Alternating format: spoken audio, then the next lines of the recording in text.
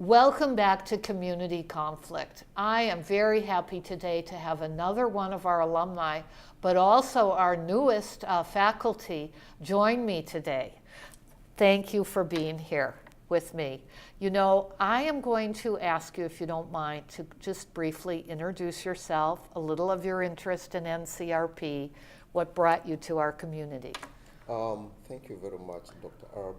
My name is Mukurima Murioki. I was born and raised in Kenya, but then I was able to migrate to America in 2010, not to pursue the American dream, as many people say, but I came to pursue my own dreams. And it's been quite a ride in pursuance of those dreams. And as you know, when you are engaging in such dreams, sometimes you encounter things that change or alter your life. And I would say that going into Dominguez Hills and pursuing the negotiation, conflict resolution, and peace building master's program has altered my vision for life, because I see myself now as able to resolve conflicts of the world. I'm able to influence conflicts that are shaping the world in a negative sense, because I want to be a change-focused agent. Okay, beautifully said. What I would like to talk about today is, I know you've been working with the Kenyan diaspora, perhaps other African diasporas. You can tell us more. Since this is a community conflict course, I'm introducing to students how a community is such an important part of international conflict work. You know, at the political level, at the diplomatic level, communities are too often forgotten and neglected. So why don't you introduce a bit of some of your work with the diaspora? I remember your NCRP final project. Give the students a bit of a sense of how you're engaging with community. First of all, I would start by saying or explaining what diaspora means, because maybe some listeners or viewers may not understand the term. Diaspora is a Greek word that means to scatter or to distribute. And then scholars or many people who have done studies in the field have gone on to describe the community of people who live outside of their country as belonging to the diaspora community. This is because they have left their motherland and gone on to live abroad. And in their current country of residence, then they become the diaspora. For right now, we will not look into the reasons that make people migrate from their original motherland, but we look into what they do in their current country of residence, as it informs their identity and their value and how they relate and interrelate with each other, while at the same time looking back to how they can contribute to the welfare and development of their motherland. And where I was looking in my master's project for what I could do that had a relationship or a kind of influence on Kenya, which is the country that I am from, I realized that I could influence so much as trying to look at, as a Kenyan living in America, what is my contribution to the motherland? What is my contribution to people in the forgotten corners of Kenya who are not making a decent or getting a decent shot at life?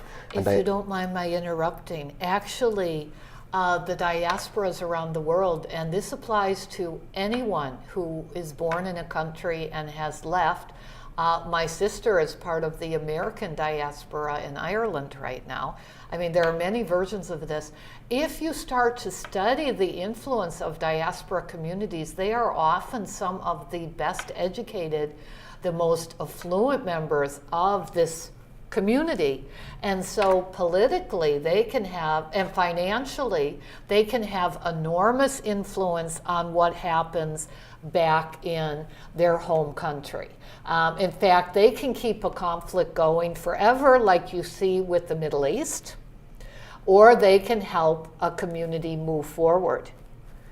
Oh, yes, and as I was saying, the reason why I chose to focus on this topic is because the Kenyan government has a number of frameworks which identify the community of diaspora as being an integral component in the growth of the country. However, that is all in paper. In action, there is nothing. So I chose to focus on what is the feeling of the community of Kenyans living abroad, because the Constitution of Kenya, in fact, allows for duality of citizenship, so that I can be a citizen of Kenya and I can be a citizen of America. So within the context of this duality, then the question will be, how does split loyalties towards countries work? Does it affect matters of diplomacy? Does it affect how one identifies with the mother country? Does it affect what you said about the economic remittances? So I'm looking into describing or trying to understand what can people who are living out of their country do to help their country, or to help to anchor the frameworks that have been put forth by their government into action. And I have seen that in addition to economic remittances, I, as a Kenyan who is living in a diaspora, can help influence the image of my country in this country that I'm living in. Absolutely, yes. I can help influence policy of my motherland, because going outside to a developed country, because Africa and Kenya are still developing countries, I can help shape policy that is anchored or is influenced by a developed framework or a developed sense of belonging. So community is at the heart of this rather than forgotten or neglected. Exactly. Can I ask what you're describing with Kenyan government, not respecting the rule of law there? Would you call this a version of corruption, bad faith? How would you describe what, because you as a diaspora are attempting to challenge this, to say, it says in the rule of law that we are part of the decision-making process here, but you are not following what's in writing. I would say that corruption and other vices that afflict a society as Kenya is not only to blame. It's not only the community of people in Kenya that are to blame for this kind of the action or this kind of a vice. I would say that even as Kenyans in diaspora, we are also partly to blame, because we have not taken the mantle, we have not taken the challenge to the government, we have not taken part in protests, because we have not even written letters to the President of the United States telling him to act and to try and rein in on corrupt individuals in Kenya. Okay. So in as much as diaspora may be responsible for sending remittances, which in a country like Kenya accounts for 3% of the country's GDP, we must also be willing and committed to also influence other spheres of society. And I would say that in addition to these economic remittances, let diaspora also influence social flows, or also the political flows. Let members of diaspora go back home and contest for political seats, because by living in a developed world, they already know how to influence policy. They already know how to make proposals that do not allow corruption. They already know how to live in a diverse community that does not allow tribalism or other vices that that allow people to live in conflict. By living in diaspora, people are able to love one another, to live the dream that the forefathers had.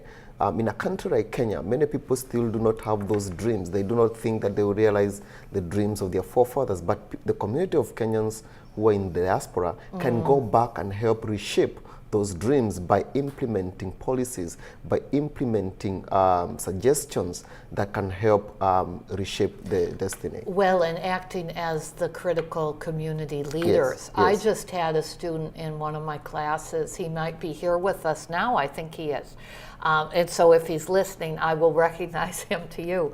He's from Syria. And he wrote his analysis on Syria is that the lack of leadership, the lack of political leadership to actually be responsive to community, unite. And it's obviously a very difficult situation there with the leader, with the head. But I heard him say the lack of education among the people, the ability to lead what is needed, that all needs to be addressed. And you're saying which makes a lot of sense. It's the diaspora, if they're motivated, who could take the role of leadership and educator of the communities. Yes, and it's part of I think the whole grand scheme of things of a cause like NCRP is being able, for example, I can talk to a university like Dominguez Hills and ask of them, can you go to Kenya and train the bureaucrats or train government on issues of conflict resolution, on the importance of education, because NCRP allows you to look things in a 3D. It allows you to think not outside of the box, but without the box. For example, yes, without the box. Exactly. Very good. Yes. In education, I think the Kenyan system of education, while it's very, very good and people are yearning to be educated, it follows the example of a banking system, as Paul Freire in the Pedagogy of the Oppressed postulates and says that education in oppressed societies follows this banking system where a teacher only deposits what they may think is wisdom into the students, and the students don't get to question what they are being told. They don't get to digest and make it their own. Yes. So we have a lot of theoretical paradigms in the minds of the people, so that when they are told 2 times 2 is equals to 4, they don't ask what is beneath 2 times 2 being 4. When they are told that the capital city of Kenya is Nairobi, they don't ask what does Nairobi mean to Kenya and what does Kenya mean to Nairobi. It's the art aspect of questioning things that I think it ends up consuming a lot of or contributing to Kenyans not even questioning about corrupt dealings, not questioning about tribalism, not questioning when the policy is not framed to help the country move forward. It makes them not question when people are fighting for injustice, and yet the government or those leaders are the same people who are being indicted by a court like the International Criminal Court in The Hague of these same charges. So I think we also must, as a country, must rethink how we approach these issues. We need to be pragmatic. Well, you know, I was just sharing with the dean, our new dean of Villa, that my father, who is an engineer, who wanted me to be an engineer, and I said, I do not want to be an engineer in a male-dominated profession. That engineering was too much box-like for me. You might understand, yes. Right? NCRP benefited. But my father is still very wise. I respect him a great deal.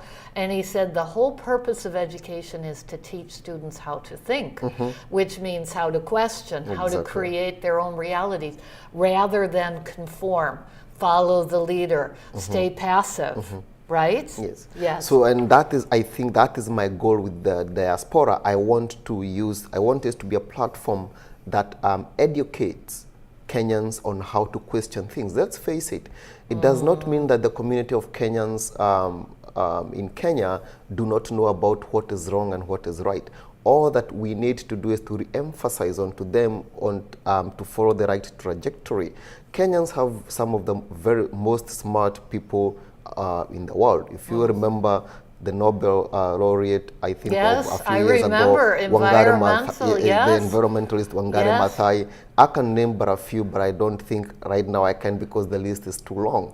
So what I'm saying is that well, now Barack Obama does say that his father is Kenyan, Harvard educated. Yes. And if you are to follow the definition of diaspora, Barack Obama, the president of America, is a Kenyan living in diaspora. Yes. So does he have dual citizenship? No, he doesn't. No, he's an American. Donald Trump will not allow him. 100%. Yes. Okay. Very good. So, yeah. So my hope is that diaspora can help bring light to a lot of darkness in Kenya, because we are the community living outside of Kenya, so we don't have anything to fear.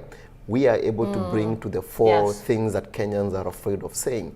So, and I think that is the importance of the diaspora. So looking into the opportunities that we can leverage on, I think we can also send representatives to the country. And this is what I'm being pushing for, is that the diaspora be allowed to elect or select representation who will be able to take the ideas and aspirations of the community that is living outside of Kenya to Parliament, because the diaspora question is a political process, and political questions look for political answers. Yes. And so a political representation would help resolve some of the conflicts that I know do exist within our country. Okay. Yeah. Though I could also see potential for NCRP, many possibilities at the community level. I've told you one of our early students in NCRP soon after I arrived, is a pastor from Kenya who said restorative justice would deeply help Kenyans who were manipulated against each other by the British, you know, colonial past. This is a typical story of conflict, how various minorities, tribal members are split and incited against each other, and then the external force, the occupier, the colonizer, leaves, and people are left living this conflict and not having the tools to actually build the bridges, the community that is needed. You had said you were concerned about some of the terrorism that has happened in Kenya. Mm-hmm. And you saw a very different response to what's happened in Kenya. And I can think of, you know, multiple horrific incidents, and what's recently happened in Paris, France, and then Redlands, which is just a drive away for us in California. Mm-hmm. Tell me, what differences have you seen? I think this is an important conversation. The world did not respond to the terrorism in Kenya the same way you saw it responding with Paris or mm-hmm. Redlands? I have two divergent sure. opinions on that, which okay. are kind of self-contradictory, but I think they will help in shaping my thinking about the same. The first thing that I will say is that we have been weaned into thinking that what happens to the West or what happens in Europe or developed world is more important than what happens in a developing country. In fact, it's not even Kenya. A few days before Paris attack happened, there was the attack in Beirut, and many people did not yes. get to know about it. However, I will not blame the media for not informing people. The news was in media, in social media, in the mainstream media, but people did not make enough noise or have enough attention about it. Why? It's because it brings to another point of it's us versus them. What happens in Paris, France, which is a developed world, is seen as belonging to us, as being a country like USA, which is very influential in what goes into the media. So when it's more the power exactly. elite, I would say. Oh, I would also add the question of race here, because I have worked with this my whole life, that my white clients and community will often say to me, we have no racism here, but they don't see people who are brown and black and different shades. They don't even see them. And I would tell you, throughout the years of teaching, my African American students, as well as my Indian students, my Latino students, will say, when white children are hurt, when they are shot, everyone notices. Now, Redlands was a little different. California is so diverse that people could not separate out the way they often do. But even in Los Angeles, black students will say, if something happens to a black member of the community, people don't rally. But if it happens to a white member, they get really upset. And that is racism at its worst. Yeah. I'll also add and say, I think the world has been constructed to think that we can only get empathy when a certain members of the society respond or react. I would give the analogy of a family. I would think that if, for example, something happened in my family today, the first reaction should be, how do we come together as a family? Yes. Before other members of the society join in. So it is much about how the family responds. The family in this case being a country like Kenya, being a country like Beirut, being a country, a state like California. How do they respond to these attacks? How do they come together on, at the peace table and say, we have been hit, but we can join hands together as a country and show the world that this doesn't define our lives, this doesn't affect us in any way, so that even as the world joins in, they'll feel that they are going into a country that's already united. But what happens in most cases like Kenya is that we first look into the outside on what is going on, and then we react later on when we don't get this empathy. So it means that at the end of it all, we get the support from outside, but at the foundation, which is the family, which is the country, there is no unity. Well, we understand that in this country too right now. We are very polarized, split. We are not a family. If any, we're a family at war, if we're a family at all. You know, listening to you, I'm reflecting on terrorism and insurgency around the world. Most of the Americans were not worried about terrorism until 9/11. Even though Somalia is one of the fallen nation states that is most troubled and challenged with terrorism, even though Maoist terrorists have been in Nepal and India, you know, it's been going on for a long time, but people didn't notice until they felt attacked. So it's interesting to consider your theory that it's how we define our family. Yes. Yes. And in addition to that, my grandfather used to tell me that the hyena can only enter the family compound using the hole created by the family dog. What that means, my goodness. what that means is that these attacks are not just perpetrated by enemies from without, they are being perpetrated by enemies from within. Right. For example, look at what the United States has done in all these countries that are birthing the ISIS, the Al Qaedas, the Al Shabaabs, all these terrorist cells. They were created in one way or the other by actions or inactions of America. Yes, that's true. If anyone does not know the history of this, it is important to educate yourself about this history, yes. Exactly, and if, for example, if I may look at the issue of ISIS a little bit, it is a conundrum, I think, for the world, because on the one hand, you have America wanting to collaborate or to cooperate with the opposition, which in some ways is connected to organizations that have been blacklisted by the European Union as belonging to terrorists. Yes. Then on the other hand, you have the regime of Assad, who have been described by America as not fit to lead, which is almost close to his kind of a terrorist as a leader in his own right. So begs the question then, do we sacrifice long-term solutions at the altar of short-term solutions? What is the way forward to addressing the issue of ISIS? will, and we have about 5 minutes, so we're not going to be able to keep going with this, but I will say one of the reasons I feel so passionately about community NCRP and grassroots peace building is because the answers I like to that question require the political engagement of all citizens of all countries. Yes. We cannot turn our lives and our well-being over to political leaders, representatives.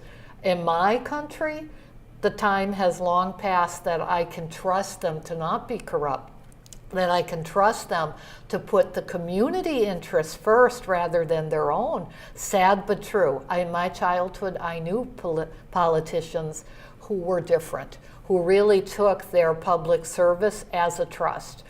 You know, so they would serve, but right now, without the engaged citizens saying, are you serving us? I don't see it happening, not in my country or in many countries around the world. And I think also at the same time, you know, leadership has evolved. It's no longer the traditional sense of a leader as a person who wants to influence policy and actions. to benefit the people. Nowadays, leadership has been more of policies that benefit the status quo, and which in most cases forgets the people who are impoverished, people who are living in for under less than $1 a day.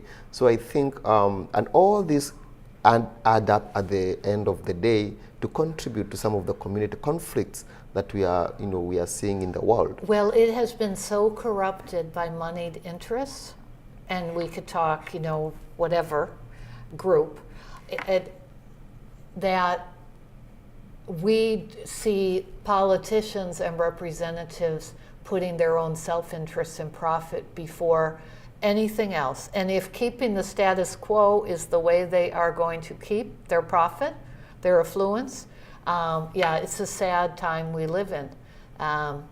We have just a few minutes to wrap up. Mm-hmm. Is there anything you would like to say in closing? I hope you, like other students and faculty I interview, don't mind if certain students ask to personally be connected via email or Facebook. Now, for those of you not on NCRP Facebook site, what is it, NCRP Rendezvous? I think that was the name before I started traveling the world half the time. Please join us, because it's a great alumni network where I can easily connect you. Is it okay if they connect with you personally? Yeah. Okay, you have a few minutes if you want to say anything in closing. I would say, first of all, I want to thank Dominguez Hills for creating a platform through the NCRP course that allows people to interact, mingle with some of the brilliant minds, and we have postulated and deliberated on a number of conflicts in the world. And I see that where there seems to be no hope, NCRP will be the provider of that hope, because we have created a number of individuals who, I believe, without an iota of doubt, that they'll be able to influence and create conflict resolution mechanisms that will be able to influence and help shape the future and destiny of some of the conflicts of the world. In addition, I also want to thank Dr. Erb for her unwavering support to those students who want to change the world via conflict resolution. I think I wouldn't have enough words in my quiver of words to describe what she's been to a number of students. And I'm not saying this because she's sitting next, oh, no, right next to me. I know you well enough. It's okay. I'm not paying anyone to say anything. This is I'm very proud to say, one of my Research Day mentees. I've had a mentee from Egypt who's presented at Research Day. Whenever you participate in Dominguez Hills Research Day, you educate not only our students, our administrators, but our faculty who don't always know what you know. It's amazing, but we also will be co-writing and hopefully publishing together. And you inspired me to invite others to do the same, because we have had more NCRP students publish with me than DH faculty. It's amazing. You are a force, all of you. I totally agree with you. Yeah, it's about creating the opportunities and not being selfish with information, because I think we thrive best when we cooperate. And I think that is also the philosophy of a course like NCRP. It's creating that platform where people can eat a piece of the cake, other than eating the cake for oneself in the kitchen and then having nothing left for others to partake in. Well, and we are a multicultural international community that the world does need to meet and get to see in action, because we not only cooperate and help lift each other up, we often enjoy each other and say life is better when it's multicultural. NCRP. It's true. Yes. Okay, well, thank you so much for joining us today, and I look forward to future conversations. Thank you. Okay, have a wonderful week. See you soon.